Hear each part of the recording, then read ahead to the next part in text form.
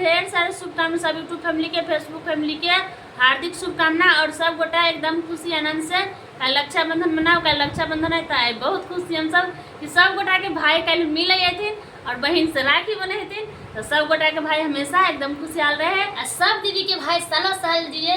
सब भोले बाबा से प्रार्थना करी छी सब दीदी, सब गोटन सब दीदी फैमिली रहे, सब गोटन और फेसबुक फैमिली सब गोटन के भाई एकदम खुशहाल हमेशा आनंद रहे। कि सब हर साल रक्षाबंधन में बहन के याद खुशी करे। खुशी राखी बंधन में बहुत प्यारा सब पावन त्योहार है। भाई बहन के बहुत खुशी के दिन है कल की रक्षाबंधन है। तो अहाँ सब जरूर गीत पूरा सुनू और कमेंट करके जरूर बताए अहाँ सबके गीत बहुत तरह से गीत लग रक्षाबंधन के हम को आयल छी। अहाँ सब जरूर सुनबे, जरूर कमेंट फुल वाच करके गीत के सुनो। गीत केहन लागत जरूर अहाँ सब कमेंट करब। बहुत प्यारा सा गीत है, अहाँ सबके जब नीक लागत तो लाइक सब्सक्राइब शेयर जरूर करब। आ हमरा दुनू के गीत केहन लगे कमेंट बॉक्स में सेहो लिखब। और रक्षाबंधन के गीत आए हम पहली बार डालल जा रहा अपना चैनल पर, से जरूर सुनब।